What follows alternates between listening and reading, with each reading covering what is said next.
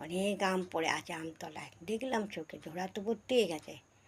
কোনো রকমে টেনে টেনে, বাচ্চা মানুষ তো আনতে পারছি না, টেনে টেনে এনেছি বাড়িতে।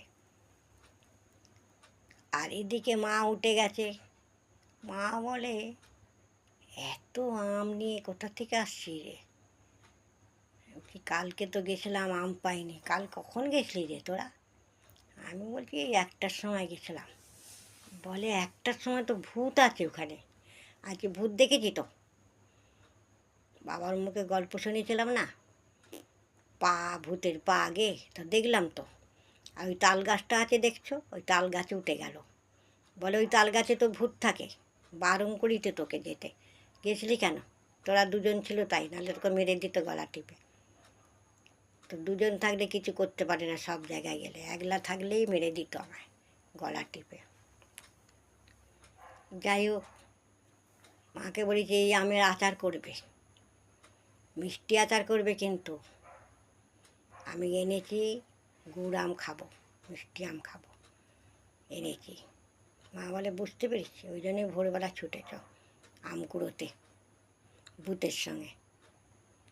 যাই হোক, সে আম কুড়োনো হলো, ঝড় বৃষ্টি মাথায় করে আম কুড়ে নিয়ে আসলাম।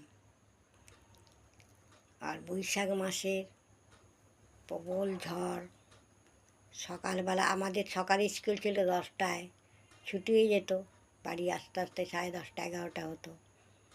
তখন ঝড় পথ ছিল না, সকালবেলা তো ঝড় টর নেই। আর যাদের বিকেলবেলা 10টা থেকে 4টে ছুটি হয়, 10টা থেকে স্কুল হয়, তারাই ঝড়ের প্রবলে পড়তো।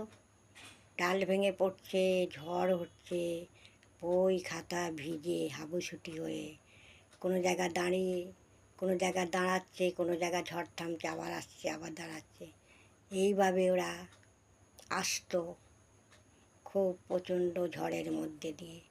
সেটা আমরা পেতাম না। আর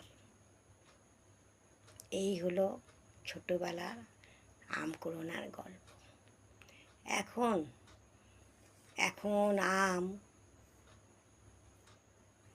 আম গাছও নেই অত, আর অত আম পড়েও থাকে না গাছের তলায়।